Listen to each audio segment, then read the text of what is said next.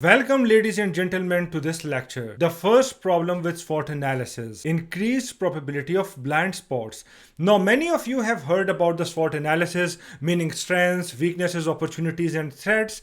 And believe me, almost all of my coaching clients did know about it before getting in touch with me. So, to let you know, just in case you don't, strengths and weaknesses are internal to the firm, while weaknesses and opportunities are external to the firm. So, the issue is that even if you have done a SWOT analysis, the fundamental problem remains unsolved, which is what are the ways or dimensions along which you must optimize your business to increase your revenue. Jay Abraham knew about this, and to answer the above question, he mentioned 3 ways in which you can increase your revenue, as we will discuss shortly. I call these ways dimensions in this course. The beauty of this approach is that if you focus on these dimensions, you won't even need to do a SWOT analysis. The reason is that after employing this methodology, you will forge a strategy in the form of action points that will optimize your business and increase your revenue. This is something which SWOT analysis won't do. Also, even if your SWOT analysis is detailed, your strategy will most likely have blind spots that will cost you in terms of unattained revenue. Thank you for your time, ladies and gentlemen, and let's proceed to the next lecture.